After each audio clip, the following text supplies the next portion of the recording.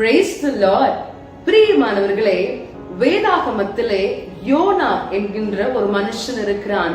இந்த யோனா தேவன் தன்னிடத்திற்கு அனுப்புகிறார் என தெரிந்தும், தேவனுடைய திட்டத்தை அறிந்தவனாக இருந்தும், தன்னுடைய சுய சித்தத்தின்படி சுய விருப்பத்தின்படியே அந்த இடத்திற்கு செல்லாமல் யோனா தன்னுடைய பாதையை மாற்றி வேறு வழியாக செல்லுகிறார். ஆனால் தேவ திட்டம் ஒன்று இருக்கிறது அல்லவா? தேவன் யோனாவுக்கு பாடத்தை கற்பிக்க வேண்டும் நினைத்து ஒரு தண்டனையை கொடுக்கிறார். யோனா மீன் வயிற்றிலே சிக்குண்டார். இந்த இடத்திலே யோனா தன் தவறை உணர்ந்தவனாக மீனின் வயிற்றிலே 3 நாள் ராப்பகலாக தேவனை நோக்கி தனக்கு இறங்க வேண்டும் என்று மன்றாடி ஜெபிக்கின்ற வேளையிலே கர்த்தர் இறங்கி யோனாவிற்கு மன்னிப்பை கொடுத்து எந்த திட்டத்திற்காக சித்தத்திற்காக யோனாவை முன்குறித்தாரோ அந்த திட்டத்தை தேவன் நிறைவேற்றினார். பிரியமானவர்களே, நமக்கும் கூட ஏன் இந்த உலகத்திலே நாம் வாழ்ந்து கொண்டிருக்கிறோம், சும்மா நான் இருந்து கொண்டிருக்கிற காரணம் என்ன என்று சொல்லி சிலர் நினைக்கலாம். சிலர் நம்முடைய சுய சித்தத்தின்படி சிந்தையின்படியே வேறு ஒரு பாதையை நாம சூஸ் பண்ணி கடந்து சென்று கொண்டிருக்கலாம். ஆனால் தேவ திட்டத்தை நம்முடைய வாழ்க்கையில நிறைவேற்றுகிறவர் அவர்.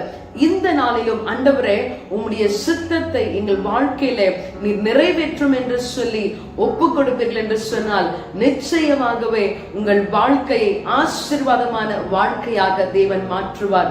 இந்த நாளிலேயும் எங்களுக்கு இறங்கும் என்று சொல்லி இரக்கத்தில் ஐஸ்வர்யம் உள்ளவரை நோக்கி ஆராதிக்க நம்மை விட்டுக் கொடுப்போமா? Praise the Lord. அன்று நீரே அழிவை கண்டே அன்பே இறங்கி நீரே, யோனா உரைத்த தம் ஆலோசனை தந்து ஏழை ஜெபம் கேளுமே, இறங்குமே என் இயேசுவே, இரக்கத்தில் ஐஸ்வர்யமே,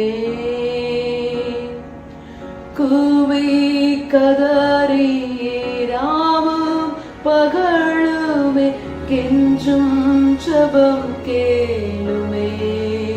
ஆமாண்டவரே, இந்த நாளிலேயும் எங்களுக்கு இறங்கும். ஒருவேளை எங்களுடைய சுய திட்டத்தின்படியே உங்களுடைய வார்த்தையை நாங்கள் கீழ்ப்படியாதவர்களாக எங்களுடைய சுய இச்சையின்படி நாங்கள் கடந்து சென்றிருந்தோம் என்று சொன்னால் எங்களை மன்னித்து உங்களுடைய திட்டத்தை சித்தத்தை எங்கள் வாழ்க்கையில நிறைவேற்ற ஒப்பு கொடுக்கிறோம். எங்களை ஆசீர்வதியும். இயேசுவின் நாமத்தில் ஜெபிக்கிறேன் பிதாவே, ஆமென். God bless you. Have a blessed day.